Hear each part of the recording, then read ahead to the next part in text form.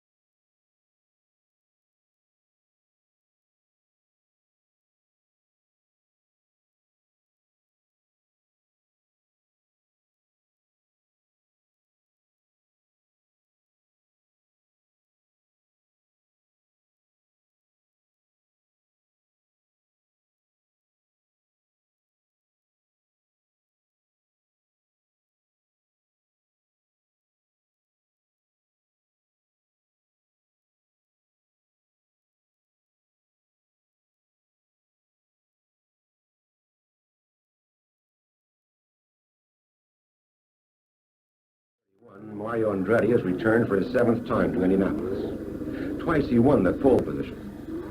In 1969, he won the 500-miler.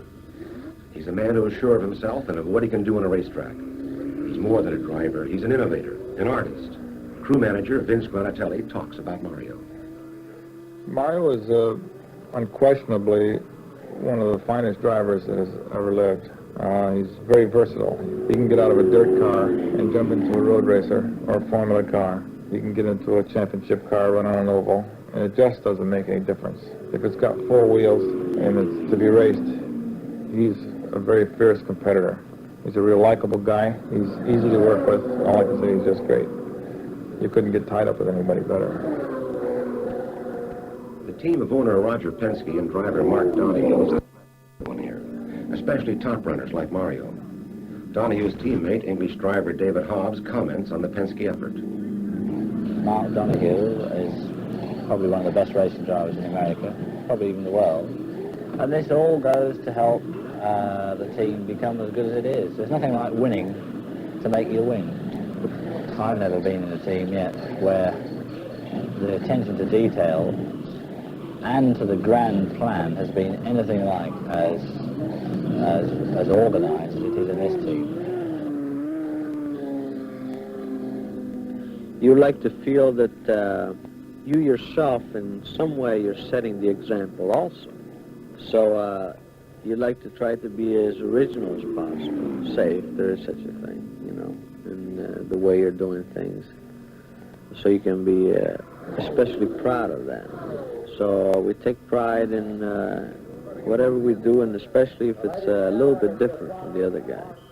And these are all things that are not really noticeable by the layman, you know, but they're there. In racing, champions surround themselves with winners. Mario's crew chief, Jim McGee, is such a man. With a competition the way it is, you have to be able to do everything right the first time. Being second doesn't get it.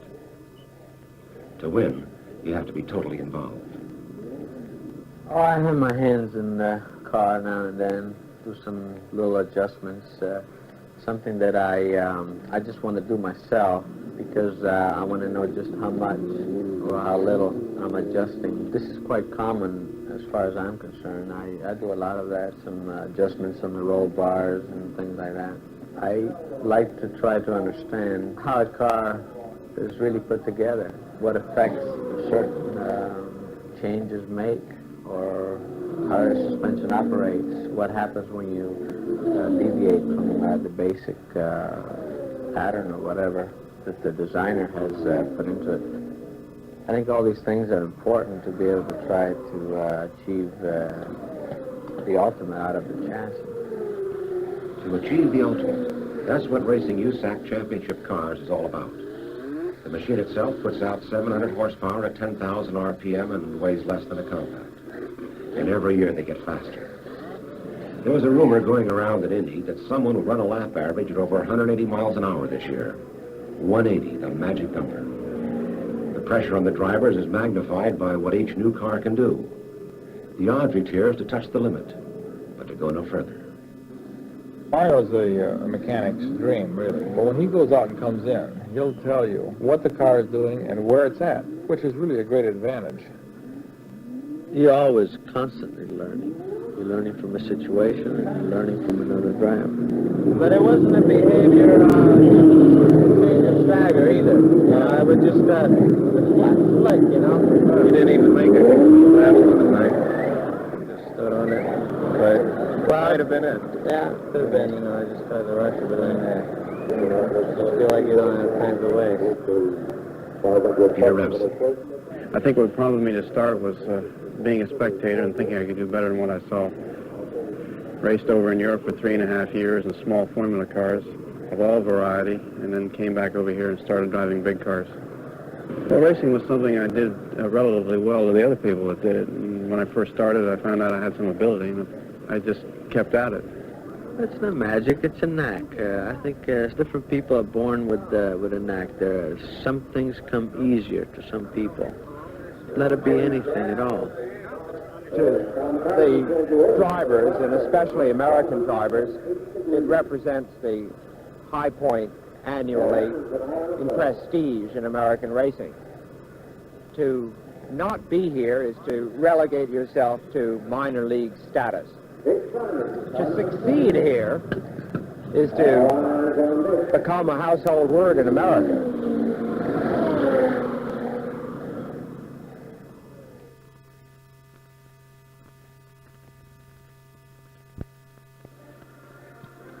Qualification day, the Indianapolis Motor Speedway. When I first started working out here, I wasn't really interested. Then after you get to know the people that are in the sport, and the wives and the children, this is the way I feel, then you become a part of it. It's like a family. And some of the guys get nauseous, they go into hysterics. I mean, it's a very emotional thing, and people don't really realize it. The wind could be a factor in the ultimate speeds. It could slow us down up to 2 miles an hour. How did the draw go yesterday? We drew 49. Out of how many? About 70, but couldn't draw any worse. Does that really have a big bearing on it? Sure. Track gets slower all the time. From day to day, from hour to hour? Hour to hour, day to day, unless it rains in between. I drove for McLaren last year, and did a reasonably good job in what we had. It was their first attempt at an Indianapolis car, and they had a lot to learn. I think they've come back this year with an excellent car, and my chances are very good to win the race. Basically, we've just gone over it as if we were getting it ready for the race. It's just, we didn't run yesterday, which enabled the crews to work the car over from front to rear. We checked the gearbox and checked all the brake discs and things that might go wrong. Our wastegate we'd had some problem with. I think it's kind of intriguing. There are really two separate things that you have to do here. You have to be a qualifier first, then you have to be a racer. In qualification, they give me a yellow flag, and he has a lap, out lap, and 2 other laps, and he must put his hand up before he, on the third time around. He can do it the first time, second, or third, and he has 4 consecutive laps. And we can abort the attempt if I put the yellow flag up prior to the 4th lap if I don't think he's gone fast enough. And then we have 3 opportunities to do that, 3 different separate times to qualify. Is there any special thing you might tell Mario before he goes out now? Take it easy. Open for qualification. Those magic words. Mark Donahue has drawn a lucky low number for his qualifying attempt. The experts say this is the best time when the track is cool, fresh, and fast. Donahue has hit 180 in practice, an incredible 8 miles an hour faster than the qualifying record previously set by Joe Leonard in a turbine car.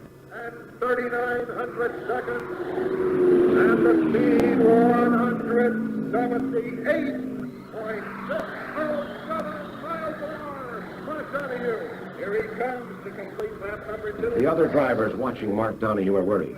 They have a right to be. Because of Mario's high number draw, he'll have to wait until later in the day to make his qualifying run. Predictions are the track will be slow because of heat and the pileup of rubber from race car tires. Waiting to run is agony. Moving through the short stretch, approaching the 4th turn. Mark Donahue has astounded everyone at the track. He's qualified at 177.087 miles an hour. It looks like he has the pole position. Peter Revson is ready and waiting. Even the 4th time as he comes out onto that stretch, It is the number 2 car. you decide to bring him in. That's your judgment. Moving on number 2, and he's in the back Raise stretch. the yellow flag from the time he comes on the stretch until he passes. Halfway around on this They're one. telling you to get off the throttle. They're telling us you're The time speed report now. Donahue's teammate, David Hobbs, is turning in a fast qualifying time, but not fast enough. He'll end up in the 6th row on race day.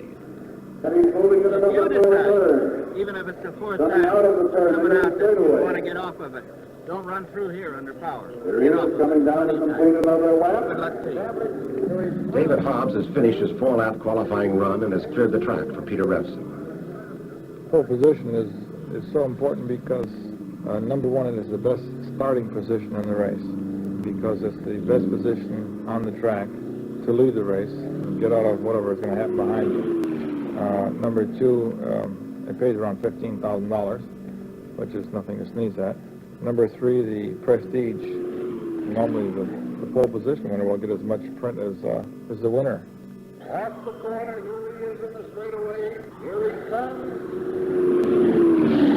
And there he goes. Into that first turn once more. You won't believe it. 50 and 1800 seconds speed. 179.354. Into the number 4 turn. Here he is coming out of the turn and into the straightaway. We have a new track record. Peter Revson has qualified at an unbelievable 178.696. Unless someone else betters the mark, the pole position belongs to Revson. Donahue is not a type of driver to hang it out. No, why didn't I wonder? I wonder what happened to him this morning. He went slower and slower and slower, which means he was having an engine problem. Either that or he said it was greasy out there. So, as I said, he's not the kind of a driver, with all due respect, and I have great respect for him. And there's a known fact that he's a good top driver, but he's not the kind of guy to really hang it out. Yeah. You know. Yeah. So what he's doing is coming relatively easy compared to the other guys. Yeah. Which says more for the chassis again. Evidenced by the fact that Revson blew him out. Fastest speed Rexon has today was 76. So today. Now he jumps up with a 79. Driver. Right?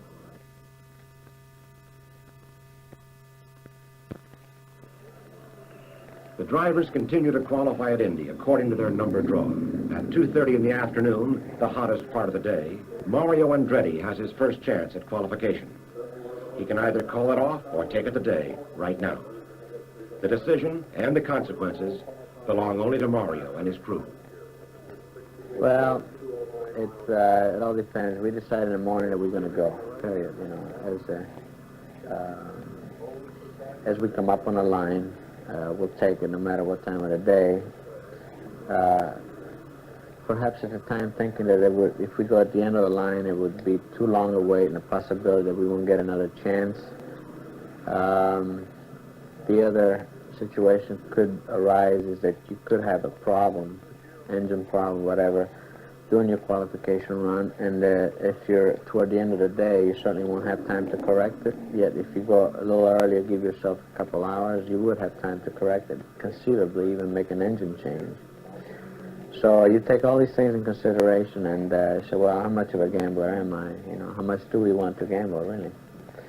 And we just didn't want to gamble that much.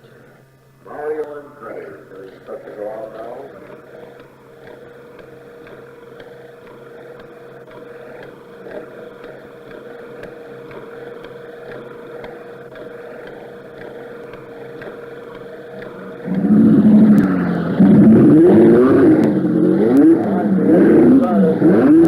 Car number 5, Mario Andretti. Apron time, 2:44 p.m. Time to qualify. For Mario and Jim McGee, for Vince and Joe and Andy Granatelli, for everyone on the crew, this is it. All of the work gone into the car over the past months, all of the practice and changes and practice again, everything has led to now. This is the prelude to what's been called the most important racing event in the United States. The time for getting ready is over. The decision has been made. The waiting has ended. First practice, 392167. 392167.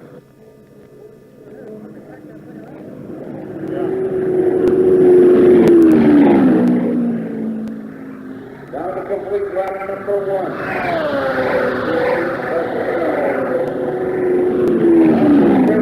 Back into that first turn once more. First lap. 410612. 410612. For a 51.74. And the speed is 173.947.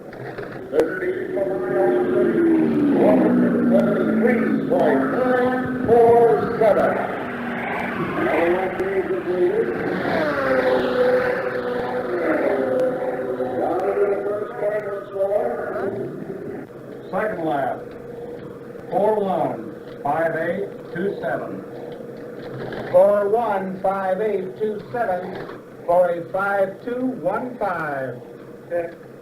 And the speed is 172.579. Second lap was 52. 52 and 1,500 seconds. Speed 172.579. Slower yet. I got 52.3, say. 425049. 425049 for a 52.22. Okay. And the speed is 172.348. It comes down faster than McLaren. Faster than Rexon. Half a lap to go for 52.22 seconds.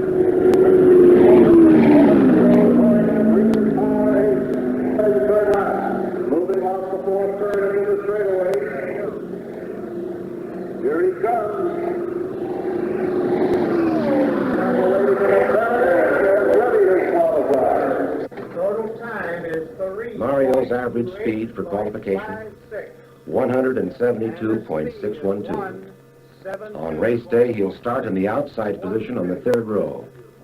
He tried for the first row, gave it everything he had and failed. Call it luck or whatever. It's one of the consequences of racing. I know how frustrated you can get inside when things just don't go your way, but I don't really want to worry about that too much.